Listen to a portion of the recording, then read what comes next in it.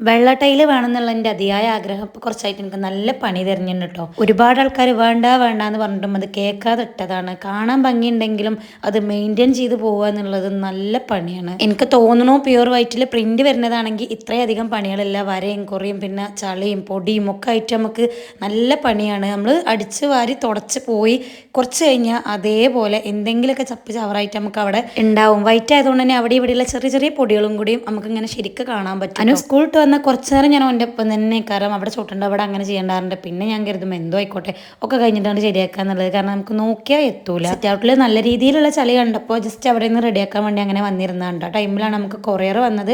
ഞാൻ അൺബോക്സ് ചെയ്തിട്ടില്ല എന്നുള്ള ഓർമ്മ. അങ്ങനെ ജസ്റ്റ് അവിടെ ഇരുന്നിട്ട് തന്നെ അത് അൺബോക്സ് ചെയ്ത് നോക്കുകയാണ്. ഞാൻ ഈ ഒരു സെറ്റ് ഫ്ലിപ്കാർട്ടിൽ നിന്നാണ് ഓർഡർ ചെയ്തത്. നല്ല സെറ്റാണ്. 3 ഐറ്റം വരുന്നുണ്ട്. ഒക്കെ നല്ല ക്വാളിറ്റിയിൽ വരുന്ന ഐറ്റംസ് തന്നെയാണ് കേട്ടോ. ഇനിയിപ്പോൾ നോമ്പൊക്കെ അല്ലേ വരാൻ പോണത്. അപ്പോൾ നമുക്ക് എത്ര പാത്രങ്ങൾ ഉണ്ടെങ്കിലും തികയില്ല അല്ലേ. അപ്പോൾ അതിന് പറ്റിയിട്ടുള്ള ഐറ്റം തന്നെയാണ് ഇത്.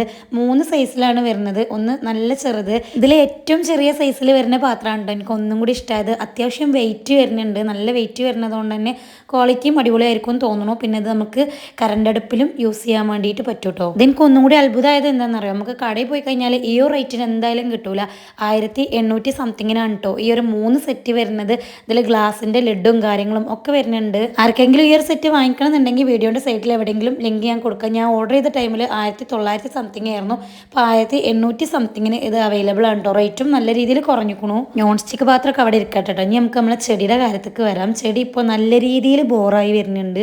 ഈ ഒരു കലാത്തിയ ഭയങ്കര ബോറായിട്ട് വരുന്നുണ്ട് കേട്ടോ. ഒരുപാട് പ്രാവശ്യം നമ്മളിത് ശരിയാക്കിയതാണ്, വെട്ടി ശരിയാക്കിയത്. ഇപ്പോൾ ഇതിൻ്റെ അവസ്ഥ എന്താണെന്ന് വെച്ച് കഴിഞ്ഞാൽ കാറ്റൊക്കെ ആയിട്ട് നല്ല രീതിക്ക് ഇല പൊട്ടുക, ഉണങ്ങുക, അങ്ങനത്തെയൊക്കെ സംഭവമാണ് കേട്ടോ. അങ്ങനെ കുറച്ച് ബോറായിട്ട് നിൽക്കണ ഇലയും തണ്ടൊക്കെ അതുമൊന്ന് മുറിച്ച് കളഞ്ഞിട്ടോ. അത് മുറിച്ച് കളഞ്ഞാൽ പിന്നെ നല്ല ഭംഗി തന്നെയാണ് കാണാൻ. പക്ഷേ ഞാൻ എൻ്റെ ഒരു അഭിപ്രായം പറയണ്ടോ ഈ ഒരു ചെടീനെ പറ്റിയിട്ട്. കലാത്തിയ ഒരിക്കലും വിൻഡോ ഉള്ള സൈഡിൽ നടയേ ചെയ്യരുത്. ഇതിപ്പോൾ ഞങ്ങൾക്ക് ഏകദേശം തൈകളും കിട്ടി. പിന്നെ ഇത് ഏകദേശം പറിച്ച് കളയാനുള്ള സമയമായിട്ടോ. മൂത്ത് ഇതിൻ്റെ ആ ഒരു കറക്റ്റ് ഭംഗി അങ്ങോട്ട് പോയിട്ടോ. ഇനി എന്തായാലും കലാത്തിയ ഒഴിവാക്കുന്ന ടൈമിൽ ഇവിടെ പൊക്കം വെക്കാത്ത ഐറ്റം ചെടികൾ വെക്കണം എന്നാണ്ടോ വിചാരിക്കണത്.